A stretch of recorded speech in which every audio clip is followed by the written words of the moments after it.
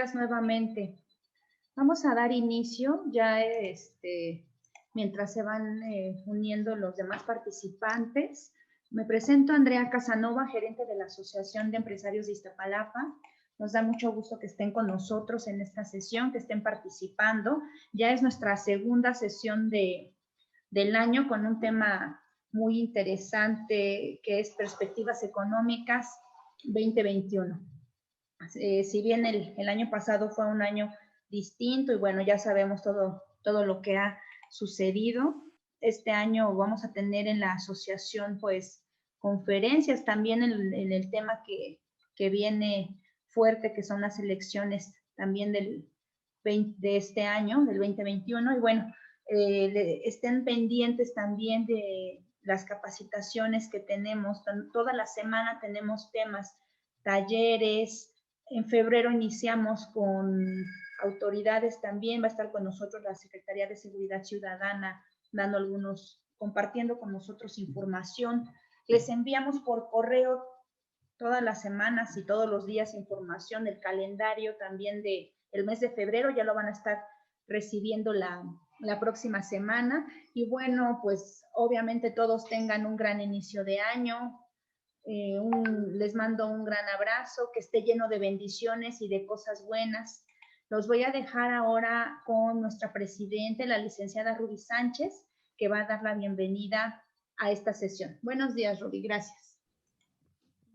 Buenos días, Andrea, gracias. Si se corta mi comunicación, nada más si me avisan, igual y quito el video porque ando teniendo problemas con el audio. No sé si se escucha bien.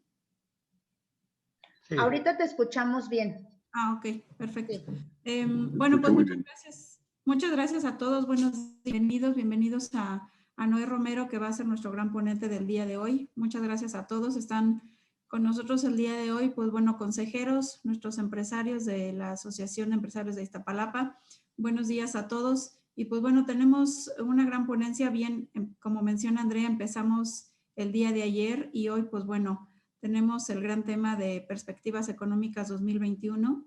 Como todos ustedes saben, pues bueno, en temas económicos ha cambiado todo en lo que hemos estado viviendo en el país, más todo lo que se viene. Y pues bueno, un gran tema por parte de Noé, que estará, como por parte del maestro Noé Romero, que nos estará compartiendo. Bienvenidos a todos y pues bueno, vamos a iniciar con la sesión. Cualquier duda, cualquier pregunta, totalmente abiertos a poder escucharlos. Bienvenidos a todos. Andrea, regresamos contigo. Sí, gracias. Gracias, Ruby. Bueno, voy a leer ahora un poco del currículum del maestro Noé Romero antes de pasar a lo que sigue de la sesión. También, bueno, lo que queramos compartir está el chat para que nos dejen su información, nos dejen sus datos, las preguntas. Ya ahorita nos indicarán cómo va a ser la mejor manera de irlas desahogando, si hacia el final de la sesión o conforme se esté desarrollando, las vamos leyendo y se va dando salida a cualquiera de las dudas. Bien, el maestro Noé Romero Ávila actualmente es socio y director general de la firma de consultoría Dinero y Mercado SC, fundada en 2002 con gran expertise en pronósticos de corto, mediano y largo plazo a través del análisis cuantitativo diario, y se efectúan publicaciones de nuestra visión del futuro en temas asociados con la economía, finanzas globales. Es licenciado en Administración, de diplomado en Finanzas y maestría en Administración por el Instituto Tecnológico Autónomo de México, ITAM. Realizó un propedéutico para el doctorado en Administración en la Universidad Nacional Autónoma de México. Fue catedrático de maestría en el ITES Campus Hermosillo y Culiacán. Conferencista invitado en diversos foros, universidades, cámaras industriales y otras instituciones y organizaciones. Columnista en la revista Mundo Ejecutivo del 2012 al 2017. Colaboró anualmente en temas del sector financiero que se publican en las 1000 empresas más importantes de México. En 2019, la revista se publicará a finales del mes de noviembre. Esporádicamente fue entrevistado en medios de comunicación. Del año 1994 a 2002 fue director general de la empresa Bursamétrica Management, firma de consultoría financiera y economía. Experiencia con más de 30 años asesorando empresas, estudio y análisis cuantitativos y cualitativos de la economía mundial y de los mercados financieros mexicanos y globales, así como de temas de planeación estratégica, reestructuración de deuda, negociaciones con instituciones financieras y evaluación de proyectos. Ha sido asesor de diversas instituciones del sector público y privado. Actualmente participa en diversos comités y juntas de consejo de diversas instituciones y fue consejero independiente del Comité de Inversión del Instituto de Seguridad y Servicios Sociales de los Trabajadores del Estado, ISSSTE, y de empresas del sector privado. Muchas gracias, Noé, por acompañarnos en esta sesión. Ahora voy a dejar a la licenciada Diana, que también nos va a compartir algunas cosas. Adelante, Diana. Hola, buenos días. Muchas gracias a todos. Gracias por la invitación. Le voy a dar la introducción al maestro Alejandro Dávila, quien también es socio de la firma Asesores de Consejo y Alta Dirección, al igual que Noé. Él estará iniciando esta conferencia hablándonos de las expectativas del 2021, pero por algunos sectores específicos, y posteriormente Noé nos estará hablando ya específicamente de las expectativas económicas. El maestro Alejandro Dávila Ochoa es ejecutivo comprometido con más de 20 años de experiencia en la administración y producción de la industria de confección, con grandes logros y crecimiento en otras como son la industria del cuidado de la salud y la industria de los alimentos. Tiene gran experiencia en el manejo de retail, áreas de logística, distribución, ventas, servicio a clientes, producción de calidad y en las áreas administrativas. Actualmente funge como socio director en la firma Asesores de Consejo y Alta Dirección y tiene algunos de los proyectos asignados o clientes que ha apoyado han sido Comerlat, Grupo Logistics, Tierra y Armonía, Denker, Hospital San Rafael, Desarrollos en Casa, Frasa, entre otros. Y le doy la palabra a Alejandro Dávila y estaré compartiendo su presentación. Buenos días a todos, gracias por su tiempo. Pues ya les comentaron un poquito lo que hacemos nosotros.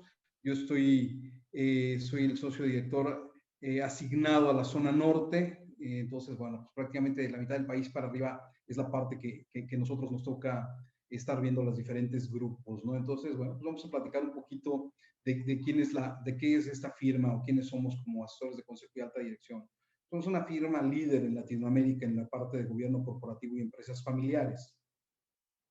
Tenemos presencia en Estados Unidos, en México y en algunas partes de Centroamérica y Sudamérica, ¿no? Entonces, tenemos más de 15 oficinas, somos cerca de 200, pasadas 200 y tantas personas, tenemos más de 700 casos de éxito en diferentes rubros, ¿no? ¿A qué me refiero? Diferentes áreas de consultoría, ¿no? Como vieron, lo mismo estamos en áreas médicas, en hospitales, en hotelería, en construcción. Entonces, bueno, tenemos ese contacto con las diferentes áreas, ¿no? Hoy en día también somos promotores del sello Prime en conjunto con áreas, con Afin, con Bancomex y con las bolsas para poder pues llevar a bolsa algunas empresas o un paso antes de las bolsas, como sería este certificado Prime, ¿no? Entonces, bueno, pues realmente es el buen manejo de un gobierno corporativo en las empresas lo que nos puede ayudar o dar esa solidez para arrancar un buen año, ¿no? En este año en donde, como bien mencionábamos, ha habido muchos cambios, mucha expectativa, ¿no? Decíamos que el año pasado era un año complicado por los paros que hubo. Sin embargo, bueno, este año lo arrancamos ya con un paro, ¿no? Un semáforo rojo en algunas de las zonas del país, en donde pues nos podemos encontrar o podemos ver o vislumbrar retos importantes, oportunidades importantes, ¿no? Si lo vemos de un lado optimista, si lo quisiéramos ver de un lado pesimista, pues bueno, mejor cerremos nuestros negocios. Pero no se trata de eso, no se trata de saber que hay formas y hay mecanismos para salir adelante y ir creciendo. La siguiente lámina, por favor. Y ir creciendo, ¿no? en nuestros avances, ¿no? Aquí son algunas de las empresas que hemos consultado, ponemos empresas de las más importantes, empresas muy grandes. Sin embargo, nosotros atendemos desde empresas pequeñas, desde empresas muy familiares, hasta grandes empresas como las que estamos viendo aquí en la pantalla, ¿no? Realmente el gobierno corporativo no nada más es a una empresa grande, ¿no? Cualquier empresa puede tener un gobierno corporativo y seguramente bien llevado podemos tener mucha información, ¿no? La forma de llevar un buen gobierno corporativo nos refiere precisamente a eso. Tener buena información en el consejo. Hacer una junta es muy fácil, ¿no? Cualquiera puede llamar y juntar a la familia, a los socios, a los accionistas y decir, mira, esto es lo que tengo, ¿no? Pero realmente la calidad de un gobierno corporativo se rige con base en la información que se pueda presentar y que podamos analizar para una buena toma de decisiones. Adelante. En el caso de nuestro grupo, bueno, nuestro socio fundador, el doctor Guillermo Cruz, tiene 14 publicaciones, 8 son las que están disponibles, en donde pues tocamos los temas de todos tipos, ¿no? Tenemos un libro de institucionalización que es muy importante hoy en día. Yo creo que uno de los temas más importantes dentro de este crecimiento, de expectativa hacia el 2021, precisamente es una buena institucionalizar, estar bien organizados dentro de nuestra empresa. Y otro de los libros principales, que son los dos últimos, es el Empresa Familiar. Es un libro donde hablamos de todos los casos de la familia, ¿no? No nada más debemos de estar bien en la empresa, también tenemos que estar bien en la familia, ¿no? Una familia no fortalecida normalmente pega en los negocios, así como un mal negocio, un negocio mal llevado pega en la familia. Entonces, bueno, de esto trata parte de lo que hacemos en asesores de consejo. Siguiente lámina, por favor. Es la siguiente. Ahora sí, ya entrando en materia, ¿no? ¿Qué nos espera? ¿Qué nos espera o qué esperamos ver o qué está esperando el mundo ver dentro de los siguientes años, 2 años? En la parte de energía, pues estamos con una situación en donde estamos consumiendo menos energía, estamos consumiendo menos gasolina, menos combustibles, y nos pega como país, ¿no? Nosotros dependemos como país mucho de estas grandes industrias. Entonces, bueno, pues tenemos que entender que hoy en día estamos cambiando eso, ¿no? Hoy en día el COVID nos ha mandado a la casa a usar menos el coche, a usar por el mismo trabajo, pues realmente ya no estamos volando tanto, ¿no? Yo era una persona que tomaba cerca de 100 aviones al año y este año sí he tomado 10, 11, 12 aviones, son muchos. Entonces, realmente hay un cambio en donde tenemos que empezar a organizarnos, a ver cómo vamos a ir transformando lo que el día de hoy hacemos, cómo podemos ir avanzando, ¿no? Cómo vamos a desarrollar cosas de una manera diferente, de una manera disruptiva. Ese es lo que estamos viendo, ¿no? Eso es lo que estamos empezando a vivir en nuestra industria energética, ¿no? Entonces, pues, ¿qué vamos a hacer? Pues a tener grandes retos, ¿no? Realmente la industria energética se está teniendo que transformar, los cambios de nuestra legislación pues están provocando ya no querer, que la gente ya no quiere invertir en energía sustentable porque ya no está dando los mismos beneficios que podíamos haber obtenido. Sin embargo, el día de mañana sabemos que puede cambiar todo esto y nos puede llevar. Entonces nosotros ya no tendríamos que estar pensando en esa evolución de qué me dice el gobierno, sino en la evolución que yo quiero como empresa, en el desarrollo de mi negocio hacia adelante, dónde quiero verme.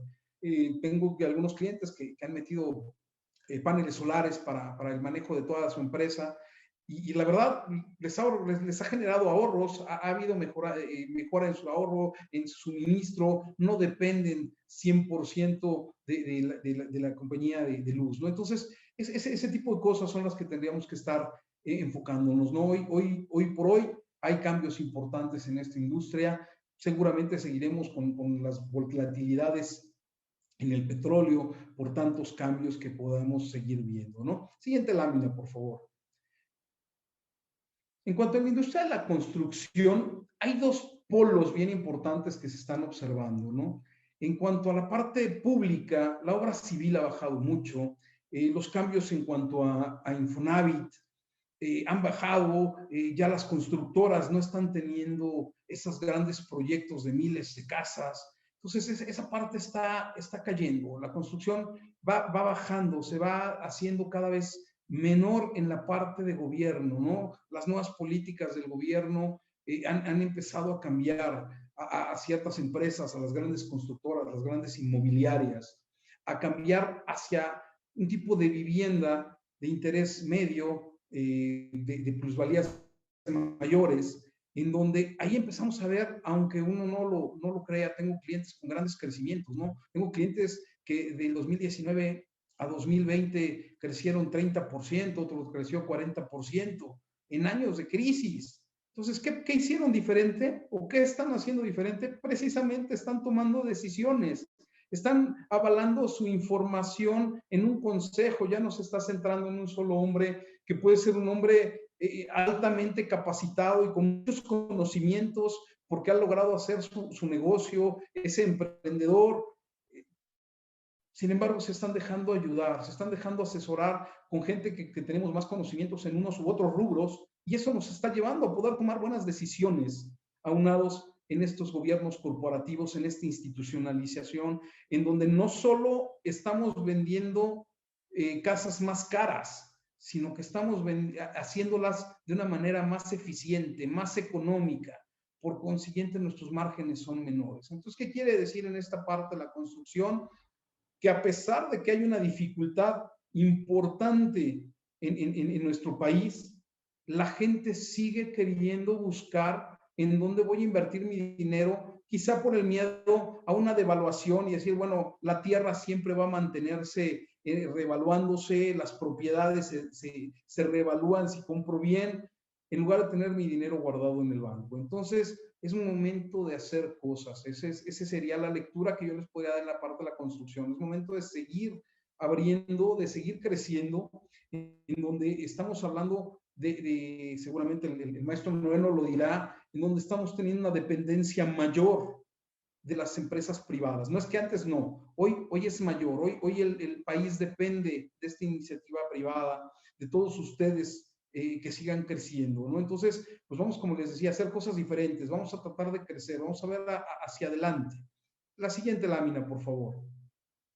En la parte de lo que son las expectativas del sector retail, pues también estamos con grandes cambios, ¿no? ¿Cuántos de nosotros no hemos ido al súper hoy en día y te encuentras súperes vacíos, ¿no? Que toda la parte que antes había de ropa, no hay nada, ¿no? Está vacía la tienda, hubo remates, hubo descuentos, ofertas, por todos lados. Y empezamos a decir, ya no quiero ir al súper, y empezamos con las grandes disruptivas para muchos de nosotros, ¿no? A tener que comprar en línea, a buscar todas estas aplicaciones de compra. Empezamos a evolucionar. El retail empieza a evolucionar de esa misma manera.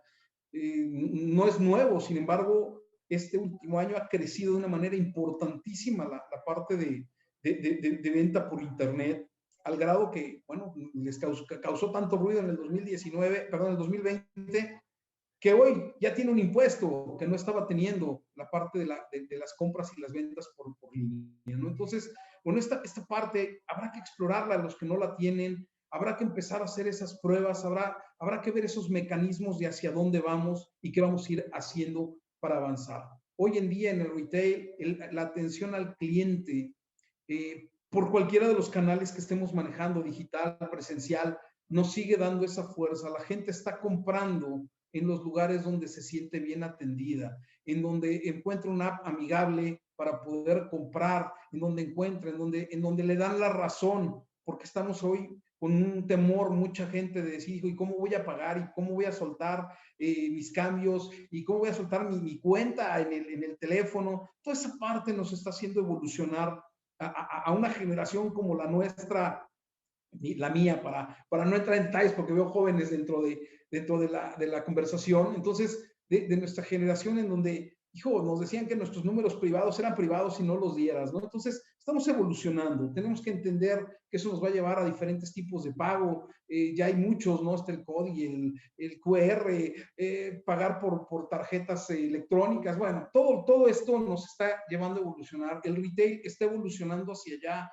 ya cada vez más tiendas te hacen hasta el súper, ¿no? Ya inclusive por aplicación, lo puedes pedir por Rappi, por Uber, si no me equivoco, ya todo ese tipo de cambios. Entonces, es un momento de empezar a analizar las posibilidades de las industrias que se pueda, ¿por qué no? Empezar a usar estos medios electrónicos, al igual que el retail, ¿no? Entonces, vamos a seguir con esa expectativa, vamos a seguir con ese crecimiento y creo que podemos lograr cosas importantes mientras hagamos la toma de decisiones adecuada, planeaciones estratégicas adecuadas para ver este crecimiento.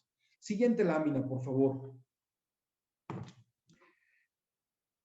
No, exactamente. Bueno, dentro de la parte fiscal, no se recuerda, en el mes de octubre se autorizaron algunas de las políticas generales del plan fiscal, donde uno de los puntos más importantes para no ahondar en algo que probablemente nos va a hablar Noé, es que realmente la parte de impuestos federales no nos va a ayudar a la industria privada. No va a haber estímulos más allá de los existentes en la industria privada. Tenemos que entender que vamos a seguir pagando los impuestos, que vamos a seguir pagando en algunos casos más, por algunos que traíamos algunas estrategias a base de outsourcing, y buscaremos nuestros mecanismos seguramente en las diferentes áreas para poder lograr ahorros, ¿no? Sin embargo, hoy no hay ese apoyo en la parte gubernamental, por consiguiente tenemos que buscar en la eficiencia de nuestros negocios, tenemos que buscar en el ahorro de nuestros materiales, en buenas negociaciones, en modelos de negocio que nos puedan generar mejores márgenes. Hacia allá tendríamos que estar buscando nuestras alternativas para generar más ingresos a nuestro negocio y mejores márgenes. Esa es una expectativa general que yo quería comentar con ustedes de una manera global, sin haber penetrado mucho más en la parte del maestro Noé, a quien le voy a ceder la palabra al término de esto, ¿no? Señores, hagamos cosas diferentes para recibir resultados diferentes. Gracias. Maestro Noé, te cedo la palabra. Gracias. Buenos días a todos. Bueno, ya nos dieron alguna introducción de los diversos expositores de lo que ha acontecido, pero sí me quisiera centrar el día de hoy en todos esos retos que vienen hacia adelante. Vivimos en un momento donde la velocidad de la información se ha incrementado, tal vez a diferencia de otros momentos. Hoy la información, el análisis, su interpretación y su pronóstico es diferente. ¿Por qué? Porque toda la base histórica está cambiando radicalmente.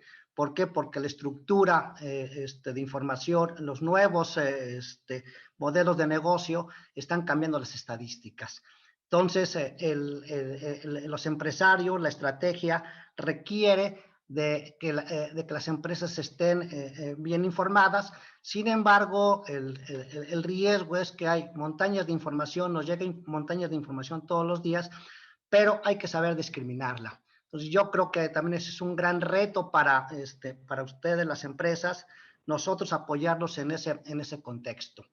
Ya entrando en materia de lo que son las expectativas 2021, en primer lugar, decir, hay que entender y hay que leer entre líneas. Es decir, hay que jugar con las reglas del juego que están en el mercado, con las reglas del juego del Estado y con las nuevas reglas del juego, que es la nueva economía. El Estado, en primer lugar, hay que entender que el Estado es rector del sector energético. Eso queda bastante claro. Evidentemente tiene implicaciones negativas para ellos a largo plazo, sin embargo es una regla del juego que ahí está presente. Evidentemente otra de las grandes líneas son los grandes proyectos que tiene el Estado, como es el aeropuerto, como es el Tren Maya, como es la refinería de Dos Bocas y algunos otros proyectos. Ahí prácticamente seguramente va a entrar algo el sector privado, pero no tendremos mucho que hacer.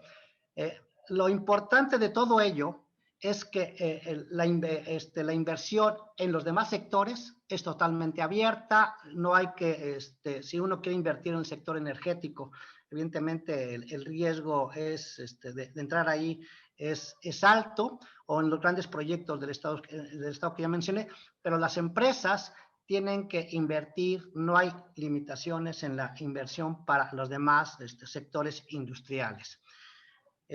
Un tema también importante es que la inversión está asociada a la confianza de los inversionistas. Sin embargo, esta se ha habido mermada a lo largo de esta administración por una serie de medidas que han sido calificadas por el mercado con una clasificación negativa. Creo yo que hacia adelante puede que la información, que la confianza de los inversionistas se sigan mermando, dado que están en puerta algunas situaciones que ponen en entredicho todo ello. El primero de ellos es que la desaparición de organismos autónomos como el IFT, la COFESE, la ley Banjico, la que está ya que afecta a muchos de ustedes, que es la ley de outsourcing, en fin. Evidentemente que esto también viene a cambiar las reglas del juego del TEMEC que se firmó el año pasado, donde está México, Estados Unidos y Canadá. Pero sin embargo hay que jugar con esas reglas del juego. Me parece que una de las que sí puede tener un gran impacto es lo que ya se vio el año pasado, finales del año pasado, el caso de la ley Banjico, donde se le permite, bueno, que esté acumulando dólares en efectivo, y eso a nivel internacional estaría clasificado como un factor de riesgo, porque mucho de ese flujo en efectivo tiene fuentes que son netamente ilegales y es castigado fuertemente en los mercados internacionales. Tal vez aquí lo relevante del año pasado es que la autonomía del Banco Central fue también defendida muy fuerte por los organismos internacionales, como fue inclusive el propio Fondo Monetario Internacional, como lo fue también las autoridades monetarias estadounidenses, las calificadoras de valores y desde luego los inversionistas. Esta yo creo que esa es una ley que si se da va a mermar muy rápidamente la confianza de los inversionistas, y de mermarse esta confianza de los inversionistas, en particular esta ley, creo que puede tener un impacto en el tipo de cambio. Yo, mi expectativa, esperaría que no sucediera tal evento, pero ya veremos. Les diría que es una variable que hay que estar siguiendo de la parte macro en forma muy importante.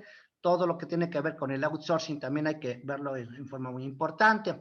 Entrando en la parte ya macroeconómica, mi opinión y expectativa es que la macroeconomía está bajo control. Y creo que esa es una variable importante en este momento, y me refiero a que la macroeconomía está bajo control porque hay temas, por ejemplo, que seguirá la disciplina fiscal, y también los tamaños de deuda pública respecto al PIB estarán estabilizados aquí. Aquí hay una fuerte crítica al respecto del sector, evidentemente de todos nosotros, de que esta disciplina fiscal está asociada al hecho de que el Estado no ha impulsado mecanismos para activar mayormente la actividad productiva en los diversos sectores. El tema es que no tiene los recursos, no tiene el flujo suficiente, o se iría a un mayor déficit fiscal. Entonces, cuando hay disciplina fiscal, es visto bien por los inversionistas extranjeros, los que traen papel mexicano en el mercado, pero también es negativo para el sector industrial en México, que no está siendo apoyado. Sí, entonces, esto de la disciplina fiscal tiene como consecuencia un bajo crecimiento económico en México. Sin embargo, el punto positivo es que la economía estadounidense va a tener un crecimiento realmente importante en el año 2021, que ya inició desde el segundo trimestre del año pasado. Adelante. Deuda pública aceptable, es decir, de hecho se incrementó de un término del PIB de un 46% a un 58% que va a terminar en el 2020, pero se debe a factores totalmente externos. Evidentemente esto es un factor tanto la disciplina fiscal como el tamaño de la deuda. Si hacemos el benchmark contra otros países, México es uno de los países que desde mi punto de vista tiene una ventaja competitiva, visto hacia el futuro. Tiene espacio fiscal hacia adelante para tener un mayor déficit fiscal y poder impulsar al PIB, por ejemplo, 2022-2023. El hecho de que muchas naciones en este momento hayan impulsado, incrementado el déficit fiscal y el tamaño de su deuda respecto al PIB, tiene un efecto positivo de corto plazo porque está reactivando la economía en el corto plazo, pero a mediano plazo, ¿sí?, tienen restricciones para seguir creciendo. De hecho, si uno lee los comentarios del propio Banco Central Europeo, ya señala el riesgo que tiene estas decisiones de política fiscal, es decir, qué es lo que van a hacer hacia adelante porque ya no hay espacio fiscal al respecto y encontramos países que traen niveles de deuda y niveles de déficit público respecto al PIB demasiado elevados. No quiero tratar mucho, pero voy a nada más en el caso de Estados Unidos, para darnos una idea. En el caso de Estados Unidos, en 2019 tenía una deuda respecto al PIB del 105 y 2020 lo terminó del 105% del PIB y lo terminó en el 135% del PIB. Tenía una deuda de total de unos 22 billones de dólares, un poco arriba del PIB nominal. Hoy está en 135 billones. El déficit fiscal estaba alrededor del 4% y está terminando 2021 en el 15%, para darnos una sola idea. Y todo esto, desde mi punto de vista, de utilizar los mecanismos, los instrumentos de política macroeconómica, tiene un impulso positivo hacia las economías en el corto plazo, hacia las empresas en el largo plazo, pero limita el crecimiento hacia adelante. En el caso de estas expectativas, nosotros pensamos que la tasa de inflación va a estar relativamente controlada, probablemente está actualmente alrededor del 3.15%, vamos a ver un primer trimestre que se va a ir hacia niveles de 3.70 y puede terminar el fin del año hacia 3.50, 3.40. Y los que se refieren a la tasa de interés, la que de referencia monetaria, el día de hoy está en el 4.25%. 25 a 3.75 con una baja en el mes de mayo y otra baja de 25 puntos también en el mes de agosto. Creo que se va a mantener el grado de inversión sin cambio, esa es una noticia positiva, cuando menos en el 2021. Sin embargo, se corre el riesgo de que 2022, dependiendo de cómo se esté deteriorando el ambiente y la macro, puedan salir información en contra o información negativa. ¿Qué nos encontramos hoy para pensar que el tipo de cambio no tiene grandes presiones? En primer lugar, nos encontramos con una economía que tiene gran liquidez. Las tasas de interés prácticamente están en el 0% y estimo que al año se está inyectando nuevo dinero a la economía mundial del orden de 2.2 billones de dólares, entre lo que hace el Banco Central Europeo, lo que hace el Banco Central japonés, lo que hace el Banco Central estadounidense, la Fed, y este dinero llega al sector bancario general y tienen que buscar activos de mayor riesgo y estamos viendo un gran boom en el mercado accionario global, en el caso particular de los Estados Unidos. En el caso de México hay entrada de flujo de extranjeros comprando papel mexicano en pesos, que está pagando una tasa de largo plazo de 10 años, por ejemplo, de 5.6%, cuando en el resto del mundo la tasa de interés está muy abajo. En el caso de Estados Unidos, esa tasa de referencia está en 1.2, que ha venido subiendo recientemente. Y hay casos tan absurdos o tan ridículos, por ejemplo, que el caso de España, el bono de 10 años, es negativo y Estados Unidos paga 1.10. Entonces, vemos muchas incongruencias a nivel global en el comportamiento de las propias tasas y otros elementos más.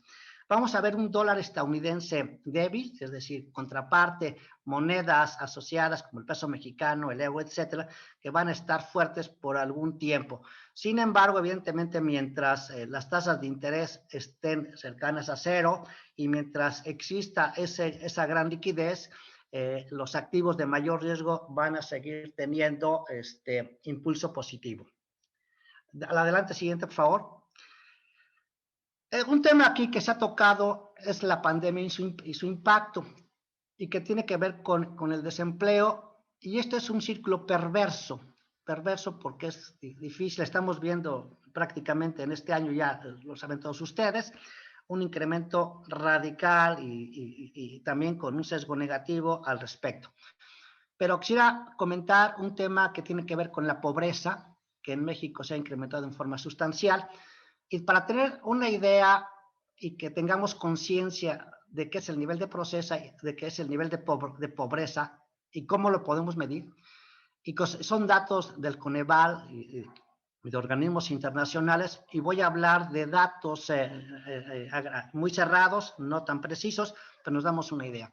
Se considera como pobreza para una persona que gana a lo máximo, a grandes números, 3,000 pesos al mes. Esto implica 100 pesos diarios. La pobreza extrema es una persona que gana al mes a lo más 1,500, es decir, son 50 pesos diarios. Si analizamos cómo están los precios, el precio de la carne, 180 pesos, el precio de la leche, 22 pesos, el precio del huevo, 30 pesos el kilo, el precio de la tortilla, 18 pesos, en fin. Ese nivel de ingreso no les alcanza para lo básico. Pero ahora pensemos en una familia de 4 integrantes, ¿sí? De un ingreso familiar de 12,000 pesos netos de 4 personas. Y con 12,000 pesos tiene que comprar, aparte de los alimentos, tiene que pagar la renta, tiene que pagar la luz, tiene que pagar el agua, tiene que pagar el transporte. Y nos encontramos también en una situación donde su nivel de ahorro, su nivel de ingreso es cero, que no tienen el ingreso suficiente para la siguiente semana. ¿Y qué tienen que hacer? Tienen que salir a la calle a buscar el ingreso, ¿sí? Entonces, la pandemia, con un nivel de pobreza, con un nivel de ingreso familiar prácticamente precario, están provocando todo este efecto. Y máxime, en el inicio de este año 2021, donde evidentemente el desempleo se ha estado incrementando, y creo que, como están viendo las cosas, el desempleo, yo creo que en todos los sectores va a ser una variable que hay que estar monitoreando. Otro de los factores que también hay que estar monitoreando, es decir, dentro de todo esto, son las elecciones intermedias del 6 de junio. La pregunta aquí es, ¿qué va a pasar en esas elecciones del 6 de junio? Se van bueno, son 93 millones de electores que están en el padrón nominal, 93 millones. Normalmente en una intermedia va a las urnas el 40%, por debajo del 40%. Pienso que este año debería de ser mucho más alto, dado que es un año de intermedias mucho más diferente por todo lo que hemos vivido. Y desde mi punto de vista, el riesgo de que el partido actual pierda el control de la Cámara de Diputados se está incrementando por una serie de factores que estamos visualizando día con día. Es decir, hay que recordar temas que se están viviendo en la Ciudad de México con el transporte, temas, por ejemplo, como asociados a los niveles de inseguridad a nivel nacional, temas asociados, por ejemplo, como las inundaciones de Tabasco. Entonces hay mucha inquietud de los electores al respecto, pero también podría influir en todo esto las alianzas que tienen los partidos de oposición ahora, que van a estar precisamente buscando aquellos votos. Para darnos también una idea, se van a renovar 15 gobernadores de 15 estados, de los cuales Morena solo tiene uno, que es Baja California, es decir, que es Bonilla. El PRI tiene 8 gobernaturas, el PAN tiene 4 gobernaturas y hay un independiente que es Nuevo León. Entonces hay 15 gobernaturas que lo van a defender como tal, y seguramente hay decisiones de orden gubernamental que son negativas o que lo están percibiendo como negativas los electores. Entonces creo que ese es un tema que va a estar ahí presente. ¿Qué elementos hay importantes a favor de la actual administración? Es que tiene 31.5 millones de personas que están recibiendo o que tienen su tarjeta de débito para el subsidio. Y desde mi punto de vista, también es personal, creo que estos subsidios los van a subir o los van a incrementar o se los van a adelantar en los meses de abril y mayo, ¿sí? Como un incentivo al voto, ¿no? Entonces ese es un tema que va a estar ahí presente, y aquí se abre 2 incógnitas, ahorita lo voy a ver. ¿Qué sucede después del 6 de junio si Morena pierde el control de la Cámara de Diputados, o qué sucede si lo gana? Voy aquí a abrir después. Tema también que ya lo comenté es la inseguridad pública, que está al alza. Eso ya lo estamos viendo todos los días. El tercer punto es la debilidad del balance de Pemex, que se va a continuar debilitando, y también lo que es el gabinete. El gabinete que está actualmente es un gabinete que desde mi punto de vista es un gabinete débil. Hay funcionarios que no tienen el perfil, que en el mediano plazo deben tener sus repercusiones, van a ser repercusiones nada favorables. Adelante. Después de las elecciones vamos a pensar en un escenario donde haya una pérdida de control o sea, sí, aquí se abren grandes incógnitas. ¿Qué sucede primero o cuál va a ser la reacción si pierde Morena las elecciones? Hay que recordar lo que pasó en Estados Unidos y o qué pasó en la historia reciente, en los últimos años, con el actual administrador de este país. Entonces, esa es una gran incógnita. Pero también se va a abrir la lucha por 2024 al interior de los grupos de poder de Morena. Sí, ahí va a estar fuerte.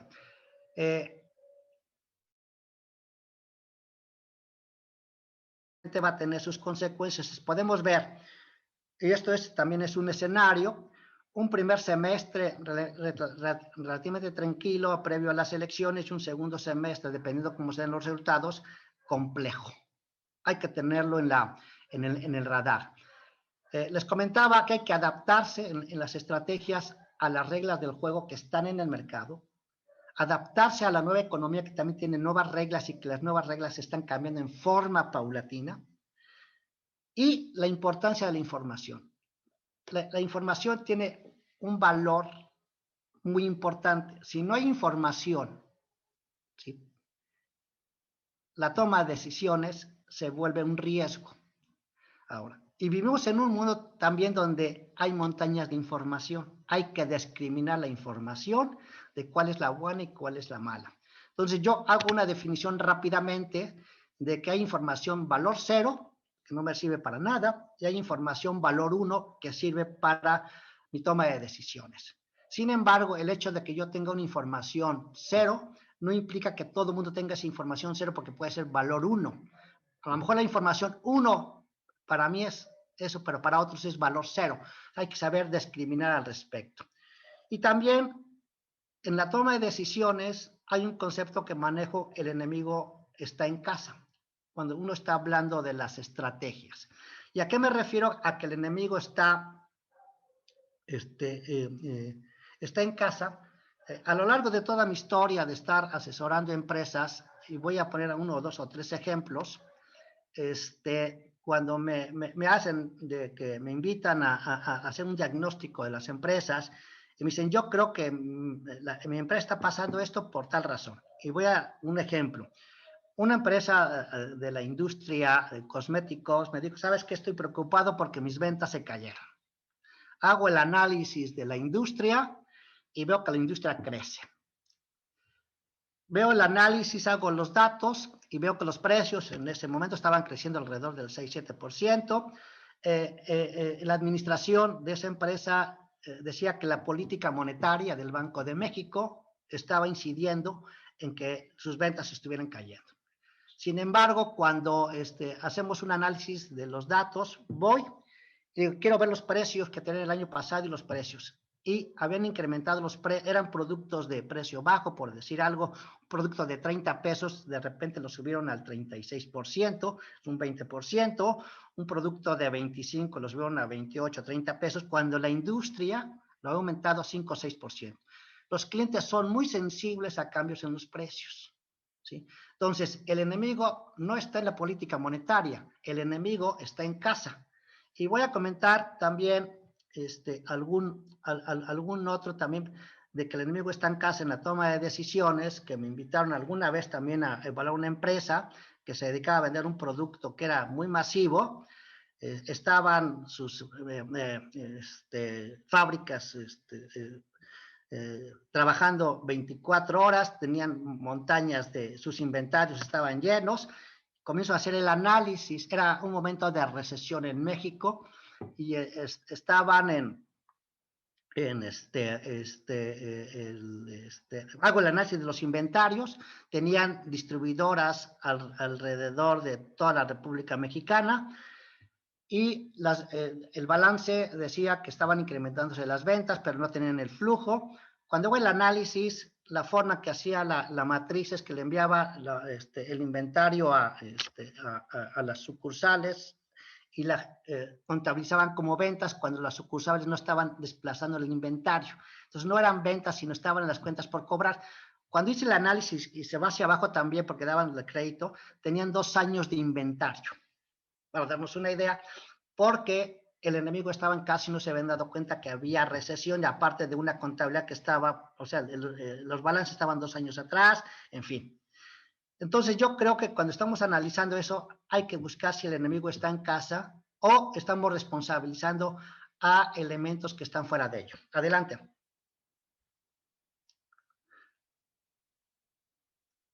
La siguiente, por favor. Aquí rápidamente voy a presentar nada más los datos de cómo estamos viendo la economía, que ya tienen ustedes muchos de esos. Espero una economía, evidentemente, entre el 8 y el 9%, un crecimiento el año 2021 de 3.49, para el 2022 2.60, una inflación alrededor del 3.3, 4%, 3.8% en los siguientes 2 años, mercado laboral bastante pobre en la generación, se necesitan al año 2 millones de empleos más, para darnos una idea, y se generan todo lo que se perdió en este año, más todo lo que se tiene rezagado, entonces vamos a tener un problema de desempleo hacia adelante, remesas que tal vez estén creciendo a un buen nivel, y la tasa de fondeo de Banxico 3.75%, serían algunos de los siguientes datos. En la siguiente, son los gráficos de cómo estoy viendo hacia el 2025, crecimientos realmente pobres del 2.3, 2.1%. La inversión total, que representa, la inversión total es un motor de crecimiento en México, llegó en su mejor momento a representar casi el 23% del PIB, hoy va a terminar este año alrededor del 18-19%, porque no hay los incentivos al respecto. Entonces, una inversión del sector privado, que va a ser bastante pobre y que no es impulsor de la economía mientras no haya confianza al respecto. Adelante. Finanzas públicas en orden, es un punto favorable para los inversionistas extranjeros, pero no para la economía interna. Deuda pública, seguramente bruta, que es alrededor de 65-66%, pero este incremento que se ve de 2019 a 2020 obedece a factores totalmente externos. Sin embargo, hay muchos países que tienen una deuda superior al 100-120%. Si hacemos el benchmark de la deuda pública y de finanzas públicas de México respecto a otras naciones, diría que México tiene una posición relativamente privilegiada y que tiene espacio para crecer por ahí. Que de hecho ya el propio Fondo Monetario Internacional, el Banco Mundial, los organismos internacionales, las propias calificadoras han invitado al gobierno mexicano a ampliar estas variables macroeconómicas. Adelante. Aquí presento una proyección de largo plazo al 2025 para las principales variables, y tal vez una de las grandes conclusiones es que el sexenio va a tener una característica que va a crecer prácticamente al 0%, va a ser el sexenio perdido. Adelante. Y creo que también hay que ver hacia el futuro y hay que ver cómo va a estar la estructura de la población, porque ahí están los consumidores. En el 2020 habrá alrededor de 127, 128 millones de personas, de mexicanos, y hacia el 2030 se estima que habrá 140 millones de habitantes, es decir, en los próximos 10 años la población se va a incrementar en 12 millones, son 140 millones de mexicanos que requieren algún servicio, algún producto, tal vez con alguna característica de que los niveles de pobreza, los niveles de ingreso no van a ser altos. Con esto aquí finalizo, aunque tengo algo más presentación que son las tendencias, se los dejaré a ustedes y ya mejor le dedico el tiempo para la sesión de preguntas y respuestas.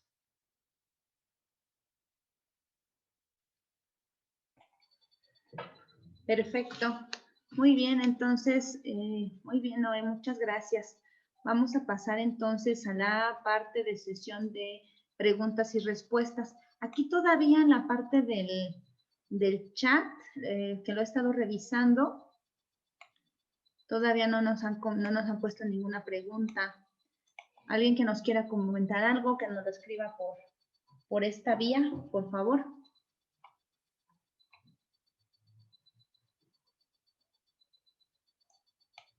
O que quiera tomar la palabra, puede abrir su micrófono y comentarnos. Una pregunta.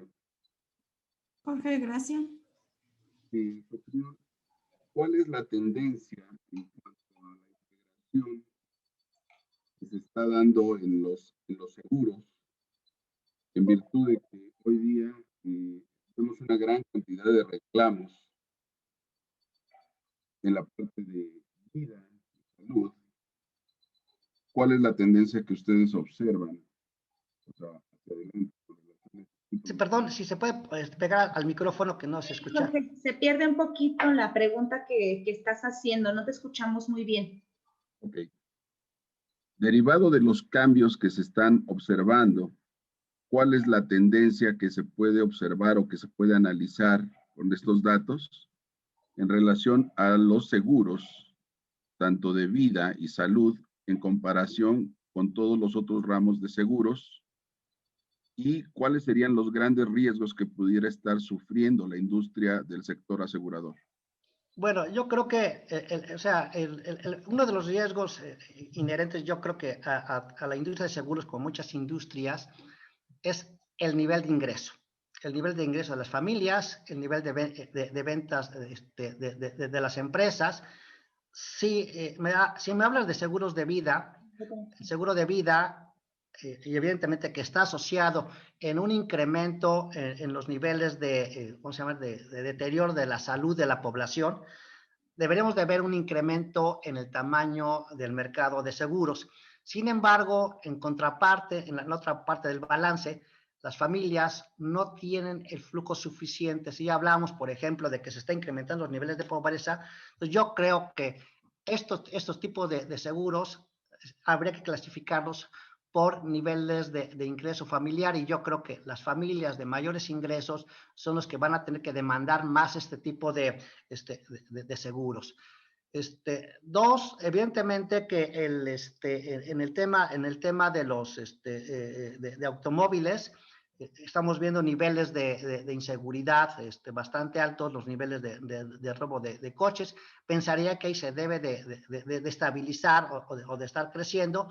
Sin embargo, por ejemplo, en los seguros empresariales que tienen que ver con las oficinas, donde prácticamente vemos ya muchas oficinas, va a bajar. Y la otra parte está en el sector industrial, ¿sí? Que ellos me supongo que sí van a estar utilizando estos seguros. Hay una industria que yo creo que está en los desastres naturales.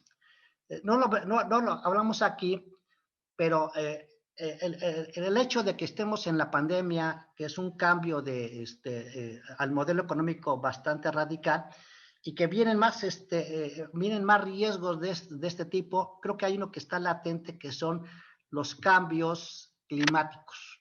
Los cambios climáticos, o sea, lo que cuando uno está leyendo a largo plazo, vienen cambios de temperatura, vienen incendios, creo que ahí hay, esos son seguros gubernamentales, o para los que están ubicados en las costas, etcétera, pero que está asociado a su vez al nivel de ingreso. Creo que ahí hay una oportunidad de negocio, o sea, obviamente se habla de terremotos, o sea, cuando uno lee estos diagnósticos para los próximos 20, 25 años, pues dice, bueno, pero hay que saber la información hacia dónde va, cuándo se van a dar, no sé.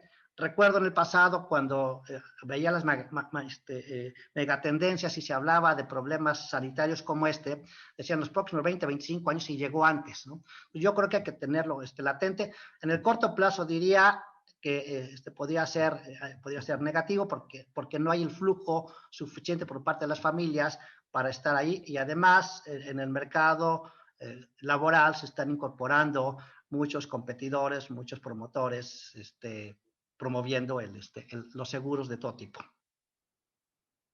Muy amable, gracias. Una petición. ¿Cómo ves el tema de servicios, la industria de servicios? ¿Cómo nos vemos en lo próximo, en lo inmediato? Ok. El tema de servicios, hay el tema que se llama servicio al cliente. El servicio al cliente es uno de los que está cambiando con mayor rapidez y dramáticamente. Por ejemplo, restaurantes, hoteles, etcétera.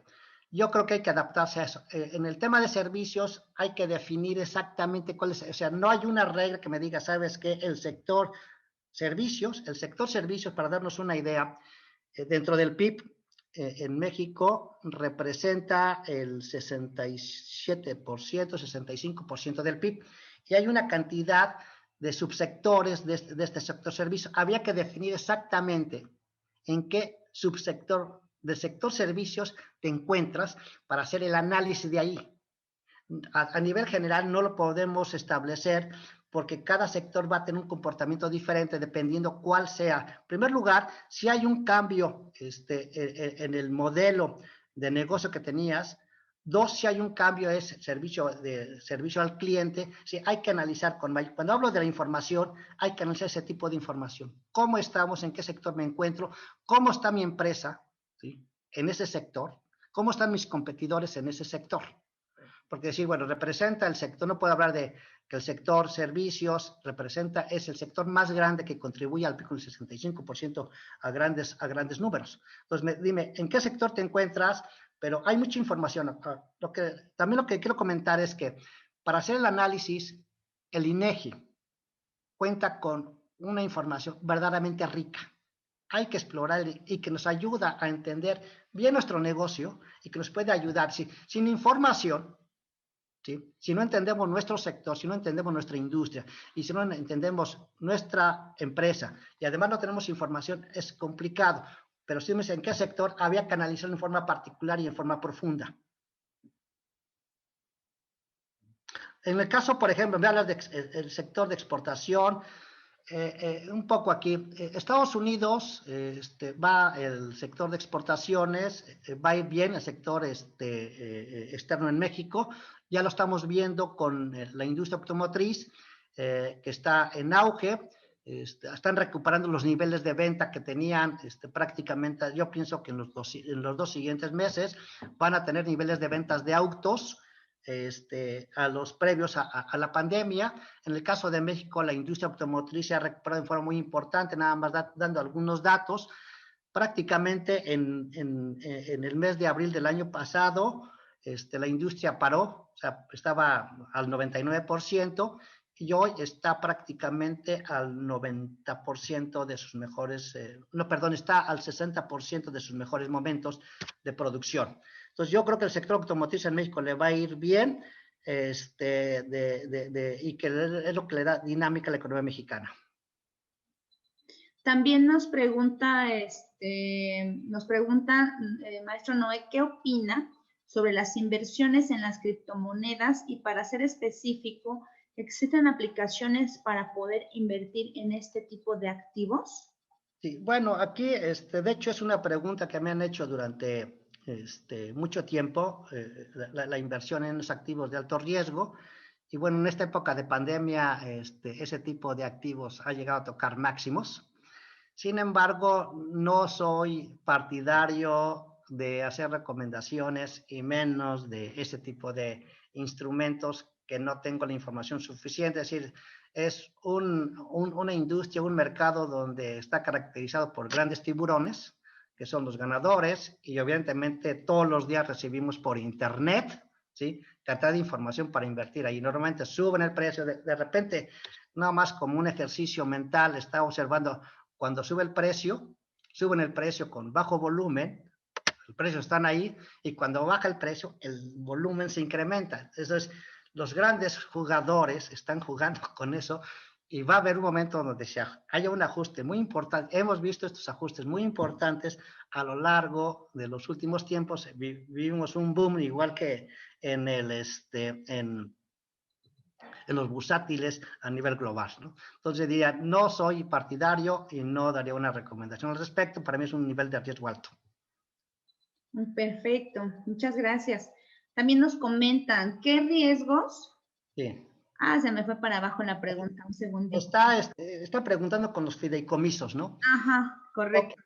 Bueno, creo que eso es otro de los cambios. Es decir, cuando uno analiza las finanzas públicas de México, y ve los datos, o sea, a veces lo comento, pero están maquilladas. O sea, el desbalance es más fuerte de lo que se dice, porque han utilizado toda una serie de instrumentos como los fideicomisos, etcétera, para cubrir el boquete en finanzas públicas, que son los famosos fideicomisos, y esos fideicomisos prácticamente ya se les acabó el dinero. En el 2000 no tienen el flujo, en el 2021 va a quedar algo de flujo. Entonces esto me lleva a pensar, porque es una buena pregunta hacia adelante. Yo creo que tenemos que ver en el segundo semestre o en el 2022 una propuesta de reforma fiscal para compensar los ingresos extraordinarios que se dieron en 2019 y que están compensando. Entonces, en este contexto, voy a decir, vamos a ver a un SAT más agresivo con las empresas para buscar ingresos, ¿no?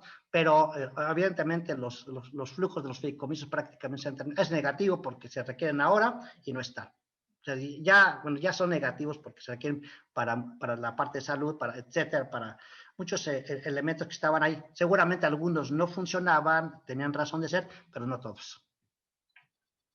También nos comentan cómo se comporta la industria de energías renovables en pequeña escala en residencial, comercio e industria. Esto ya lo comentó nuestro expositor al inicio. Creo que no haría mucho más referencia al respecto. Sin embargo, a lo mejor haya un comentario más de tipo global. Es decir, otro de los grandes cambios, de las grandes tendencias es a las energías limpias. En México no se está trabajando sobre eso, sobre las energías limpias, sino más bien sobre las energías sucias. Y la nueva administración estadounidense, evidentemente la administración que está por terminar, le dio una mayor fuerza a las energías sucias, y el nuevo gobierno le va a dar un nuevo impulso a las energías limpias, y esto puede tener conflictos en términos del TEMEC. Entonces, yo creo que sí tiene un potencial de elevado crecimiento, ¿sí? Pero necesita haber los elementos para impulsarla, que creo que sí es creo que es un mercado que está muy amplio, pero no sé si haya los incentivos suficientes, ¿no? Es decir, mientras los costos sean inferiores a lo que se pagan con la energía eléctrica, gasolina, etcétera, puede ser favorable, pero la pregunta es, ¿habrá los incentivos? Y dos, es decir, tiene que ver también con los niveles de precio. Es decir, que tienen que ser competitivos o de ser por debajo de otras energías complementarias, energía eléctrica, etcétera. Muy bien. Bueno, de hecho, por ahí, nomás leyendo un tipo de cosas de los grandes cambios, Bimbo, ya dentro de todo este cambio energético, ya está sacando al mercado sus propias camiones repartidoras, camiones eléctricos sin gasolina, ¿sí? Entonces, creo que es un mercado en general que representa una gran oportunidad. Y entonces, el cuestionamiento que se hacía es que ya inclusive tiene su propia planta de construcción de camiones, Bimbo, para darnos una idea, ¿sí? Ya no es tan solo pan, era eso. Entonces, es otra cosa. Yo creo que a lo mejor no hay los incentivos actualmente del Estado, pero representa una gran oportunidad de crecimiento, viéndolo hacia los próximos 5, 10, 15 años, ¿no? Entonces, yo diría, sí hay una oportunidad de negocio ahí fuerte, ¿sí? Hay que jugar con las reglas de juego que estén presentes, ¿sí? Y hay que evaluar, ¿sí? Pero sí que hay un potencial de crecimiento, que el uso de esas energías es muy bajo y que hay un mercado extenso, me parece correcto. Y si vemos los datos que presenté de la población, hay 128 o 125 millones de habitantes ahorita, y en el 2030 140 millones, entonces hay un mercado interesante ahí, hay que invertir, hay que tomar riesgos, ¿sí? Al respecto, y hay que tener información. Si no se invierte, si no se toman riesgos, entonces no hay negocio. Y aquí también a lo mejor voy a hacer un paréntesis al comentar que hay empresas que tienen excelente información, pero de nada sirve porque no toman decisiones. Ok, muchas gracias. También otra consulta. Nos pregunta Silvia Barajas, para las pymes, ¿en qué podemos enfocarnos para mantener y o crecer? Y vuelvo exactamente al mismo tema. Se ha vuelto un análisis personalizado. Un análisis de la industria, ¿sí? Es decir, evidentemente primero hay que comenzar, es decir, hay que visualizar en qué industria, en qué sector estoy, en qué industria estoy, qué es lo que hago, ¿sí? Cómo está la estructura de mis costos, porque las pymes son enormes, ¿no? Es lo que contribuye, están en todos lados y están en todos los sectores. Entonces, hacer preguntas o estar así, primero hay que conocer cómo está mi empresa, es la misma pregunta que me hicieron hace un rato. ¿Cómo está mi sector? ¿Cómo está, qué es lo que estoy comercializando? ¿Cuáles son mis competidores? Y voy a volver a regresar a decir, hay que analizar estas empresas micros y hay que meterse al INEGI, que hay cantidad de información que es gratis. Obviamente hay que procesarla y el procesamiento no es tan fácil, ¿no? Pero evidentemente, yo les puedo decir, hay que reducir costos, pero yo no tengo cómo reducir costos, hay que vender, pero ¿a quién le voy a vender? Entonces, sí, hay que meterse con mayor lupa y con mayor profundidad al respecto. Muy bien, muchas gracias, Noé. Nos dejaron aquí en el chat también un comentario, nada más que se fue yendo hacia arriba, en donde nos están, les están obsequiando a todos los participantes en esta sesión el libro digital más reciente del doctor Guillermo. Ahí está el link, todavía en el chat, todavía en la sesión que está abierta, nada más suban un poquito y ahí pueden encontrar el link para que lo puedan copiar antes de que vayamos a cerrar la sesión y lo tengan todos, este link que nos comparten a donde viene el libro y también nos estarán enviando la presentación. Les vamos a dar también ahí un tiempito para que lo chequen.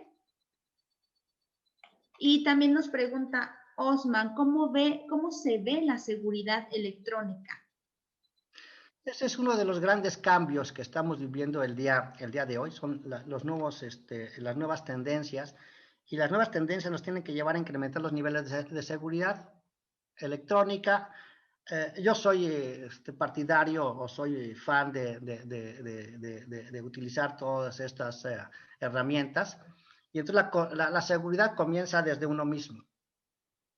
¿Sí? Es decir, si yo no tengo seguridad en mis operaciones electrónicas con los bancos, si estoy, bueno, por ejemplo, trabajo con la misma computadora, trabajo con sin estarlo compartiendo, estoy haciendo operaciones por celular, etcétera. Entonces, la seguridad comienza con uno mismo. Si somos inseguros, si estamos repartiendo, si perdemos datos, si entramos en información a todos. Yo creo que ese tema de la seguridad va a seguir avanzando. Sin embargo, los riesgos ahí de fraudes, etcétera, van a estar latentes, ¿no? Pero son de los temas que son de los nuevos cambios, de las nuevas tendencias que ya estamos ahí y que van a tender a mejorar. Gracias, Noé. Okay. ¿Tendremos alguna otra pregunta? Bueno, mencionaron la nueva economía. ¿Qué opinan de la economía circular? Nos pregunta Silvestre Montes. Ok, quisiera nada más que si nos puede decir qué es la economía circular. Voy a hacer aquí una buena pregunta. Sí, Silvestre, si nos ayudas, adelante, por favor. Ok, buenos días a todos. Mi nombre es Silvestre Montes. Mira, nosotros estamos en el sector, Noé, de la industria del plástico. Ok.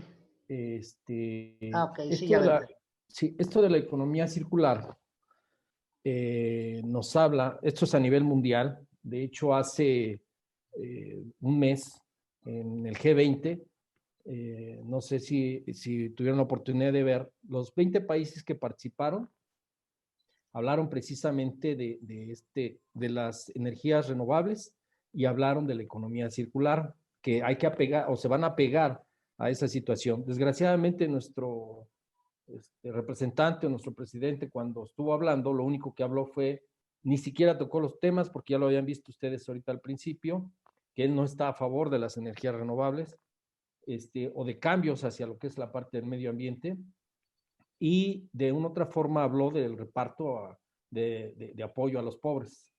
Pero los 19 países de este G20 sí mencionaron que se van a pegar a esta situación de la economía circular. En el mundo, los cambios desde un promedio de hace 10 años empezaron con esta situación.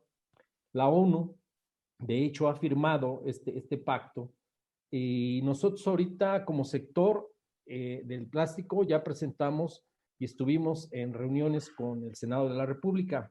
De hecho, se está haciendo un impulso para que dentro del tema de economía circular se pueda trabajar. A lo que me refiero ahorita es la parte de la perspectiva que ustedes han visto como asesores en la parte financiera o en la parte de estructura de negocios. Si han visto algo sobre lo que es afuera, ya que mencionaba Alejandro que están en Estados Unidos, en Latinoamérica, sobre el trabajo de esta nueva era de la economía circular, en base a que pues ahorita en el mundo se está empezando a trabajar y se está implementando. Ok, bueno, el tema es que tiene que ver con todas las energías renovables, que también ya se tocó al principio de ello, es la desaparición de productos que son contaminantes. Lo voy a analizar desde otro punto de vista, y me voy a referir a las nuevas tendencias en los mercados bursátiles globales, donde el mayor valor de las empresas están en las economías verdes, ¿sí? Los que no tienen que ver con la contaminación. En el caso, por ejemplo, y para darnos una idea hacia dónde va y que tiene que ser hacia allá, es, por ejemplo, el valor de las petroleras no ha subido nada a pesar de lo que está.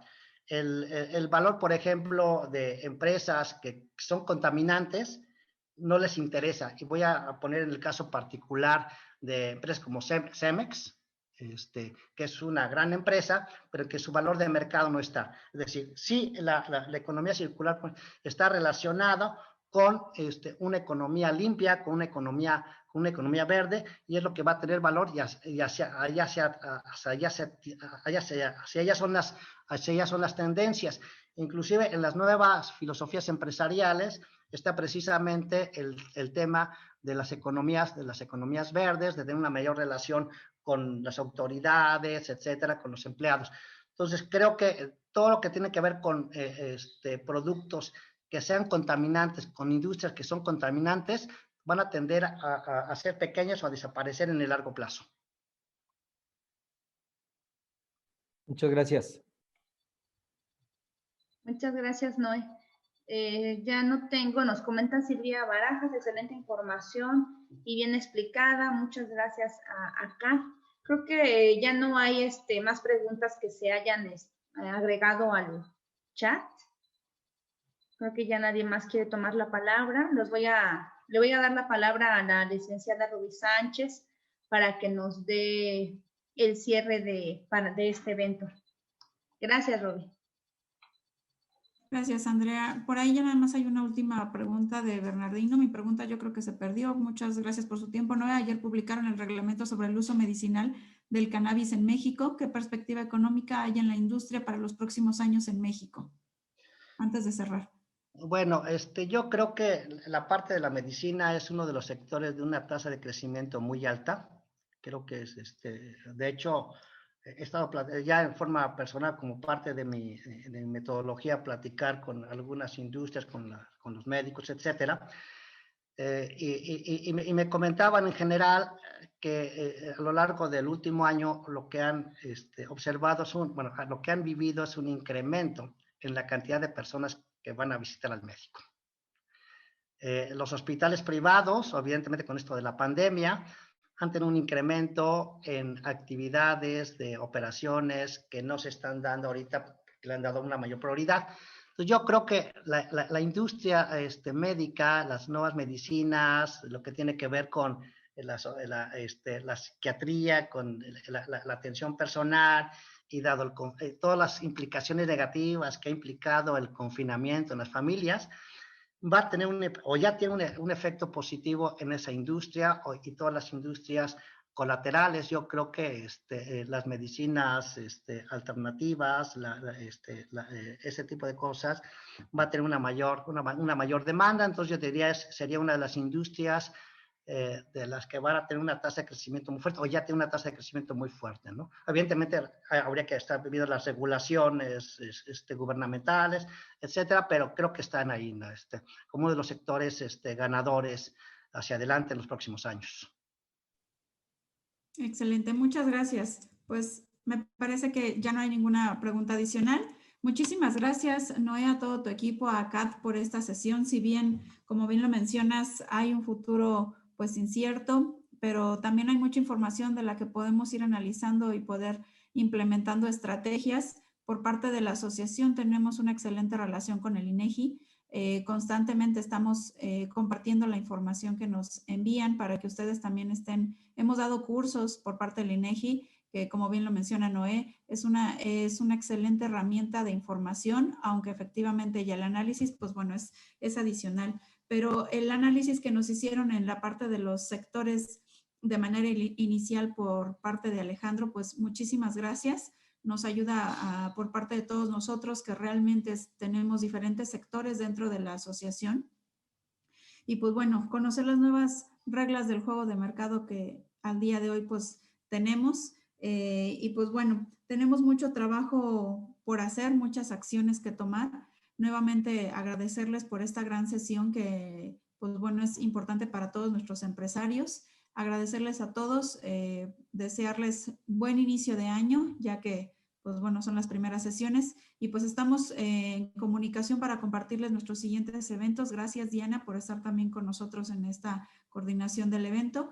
Y pues estamos en contacto por parte de Noé y Alejandro también. Muchísimas gracias. Gracias a todos los participantes. Gracias a todos. Gracias a Muchas todos. Buen gracias. día. Muchas gracias, buen día a todos. Muchas gracias, felicidades y buen día. Gracias, hasta luego. Muchas gracias.